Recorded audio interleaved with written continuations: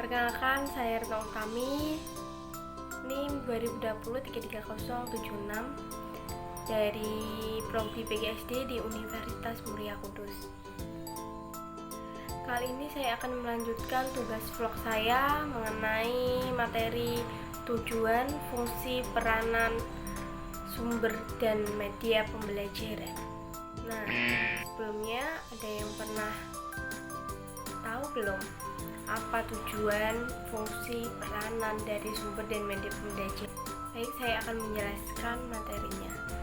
Nah, saya akan menjelaskan yang pertama yaitu pengertian sumber belajar, yaitu segala sesuatu yang mendukung terjadinya proses belajar, termasuk sistem pelayanan, bahan pembelajaran, dan lingkungan yang dapat digunakan baik secara terpisah maupun terkombinasi, sehingga mempermudah anak didik dalam mencapai tujuan belajar atau kompetensi yang harus dicapainya. Selain itu, segala sesuatu yang secara fungsional dapat dimanfaatkan dan digunakan untuk menunjang, memelihara, dan memperkaya proses pembelajaran. Dapat berupa benda nyata, model, media cetak, media audio visual, keadaan sekitar, proses, prosedur, dan sebagainya. Nah, fungsi sumber belajar yang utama yaitu untuk memperbaiki, memelihara, dan meningkatkan kualitas pembelajaran yang sedang dilaksanakan. Fungsi sumber belajar yaitu meningkatkan produktivitas pembelajaran, lebih memantapkan pembelajaran, memberikan kemungkinan pembelajaran yang sifatnya lebih individual, memberikan dasar yang lebih ilmiah terhadap pembelajaran, memungkinkan belajar serta seketika, memungkinkan penyajian pembelajaran yang lebih luas. Selanjutnya masih seputar fungsi sumber belajar, yaitu menembus batas jam pelajaran formal, terus untuk mendorong dinamika dan kegiatan belajar mandiri siswa, memelihara iklim akademis dalam proses pembelajaran, mengatasi keterbatasan guru, memperluas pemahaman dan wawasan siswa. Yang terakhir, antisipatif dan proaktif terhadap perkembangan. Dalam sumber belajar pasti ada kegunaannya. Nah, kali ini saya akan memperjelas apa kegunaan sumber belajar. Yang pertama, dapat meningkatkan intensitas minat dan perhatian para siswa terhadap materi pelajaran yang disajikan. Yang kedua, dapat memelihara suasana belajar yang solid, kreatif, dinamis, dan menyenangkan. Yang ketiga, dapat membuka peluang bagi para siswa untuk lebih leluasa dalam memperdalam, menganalisa, dan mencari makna dari materi pelajaran yang mereka pelajari. Yang keempat, dapat mendorong para siswa untuk melakukan terobosan akademis melalui pendekatan berpikir secara inovatif. Yang kelima, dapat menghindarkan para siswa dari dampak yang kurang baik dari adanya keterbatasan kemampuan, waktu, dan ruang, serta kesempatan belajar yang produktif. Yang keenam, dapat menggantikan posisi dan kehadiran guru manakala berhalangan. Yang terakhir atau ketujuh, dapat terpeliharanya nuansa akademis dan proses pembelajaran yang berkualitas di sekolah. Apa sih persamaan sumber belajar, sumber daya pembelajaran dengan media pembelajaran? Nah, ketiganya sama-sama digunakan untuk proses pembelajaran. Ketiganya sama-sama untuk meningkatkan hasil pembelajaran. Dan ketiganya juga sama-sama merupakan sarana dan fasilitas yang dapat dimanfaatkan untuk pembelajaran. Kemudian, perbedaan sumber belajar, sumber daya pembelajaran dengan media pembelajaran. Nah, kalau sumber belajar merupakan segala sesuatu yang berhubungan dengan proses pembelajaran guna memperlancar proses belajar yang menciptakan kondisi belajar agar optimal untuk meningkatkan efektivitas dan efisiensi proses pembelajaran. Contohnya, Orang adalah guru yang menyampaikan materi pelajaran. Segala sesuatu dapat dijadikan sumber belajar. Selanjutnya, sumber daya pembelajaran merupakan berbagai usaha yang dilakukan untuk dapat meningkatkan hasil dari proses pembelajaran. Contohnya, mengoptimalkan kinerja guru dengan mengadakan pelatihan atau penataran kepada guru. Yang terakhir yaitu media pembelajaran, merupakan berbagai jenis sumber daya dan komponen dalam lingkungan sekolah yang dapat dimanfaatkan dalam proses pembelajaran, khususnya untuk mendorong dan memelihara siswa untuk belajar lebih aktif dan produktif.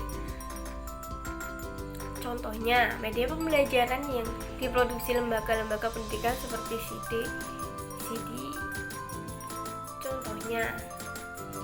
media pembelajaran yang diproduksi lembaga-lembaga pendidikan seperti CD interaktif. Jenis-jenis belajar dilihat dari segi perancangannya. Sumber belajar yang dirancang yaitu sumber-sumber yang secara khusus dirancang atau dikembangkan sebagai komponen sistem instruksional untuk memberikan fasilitas belajar yang terarah dan bersifat formal. Dengan sumber belajar yang dimanfaatkan untuk keperluan pembelajaran dan keberadaannya dapat ditemukan, diterapkan, dimanfaatkan untuk keperluan pembelajaran. Sumber belajar yang ada di masyarakat. Selanjutnya, secara umum sumber belajar dapat dikategorikan dalam 6 jenis, yaitu 1. Pesan. Dalam pesan ini terdapat informasi yang dapat disalurkan oleh komponen lain berbentuk ide, fakta, pengertian, dan data. Yang kedua, orang. Orang yang menyimpan informasi tidak termasuk yang menjalankan fungsi pengembangan dan pengelolaan sumber belajar. Yang ketiga, bahan. Sesuatu bisa disebut software yang mengandung pesan untuk disajikan melalui pemakaian alat. Yang keempat, peralatan, yaitu sesuatu bisa disebut hardware yang menyalurkan pesan untuk disajikan di dalam software. Kelima, teknik atau metode. Dalam hal ini, prosedur yang disiapkan dalam pergunakan bahan pelajaran, peralatan, situasi, dan orang yang menyampaikan pesan. Yang keenam yaitu lingkungan. Dalam lingkungan ini terdapat situasi sekitar di mana pesan dapat disampaikan. Nah, selanjutnya contoh jenis sumber belajar. Dalam hal ini ada pesan, bisa dirancang bahan-bahan pelajarannya dan dimanfaatkan di dalam cerita rakyat.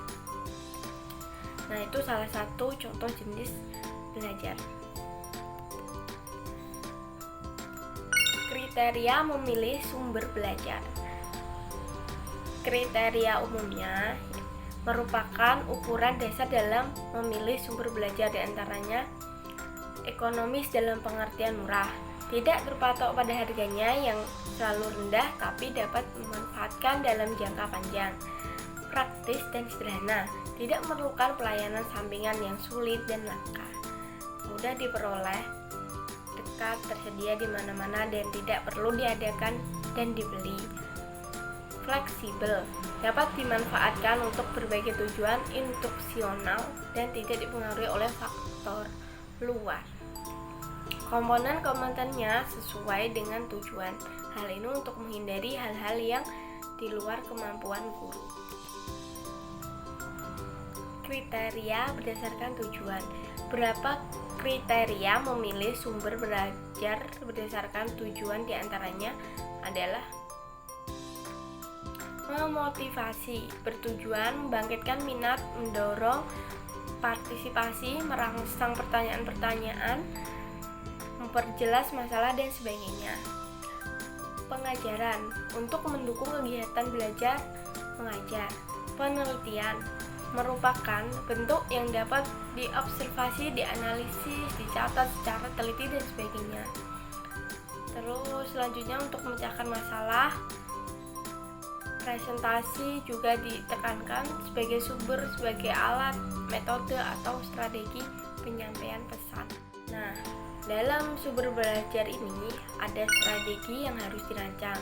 Berikutnya yaitu mengidentifikasi karakteristik sumber belajar yang akan digunakan.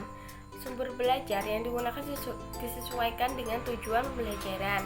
Sumber belajar yang digunakan disesuaikan dengan kemampuan guru dan disesuaikan dengan kebutuhan siswa.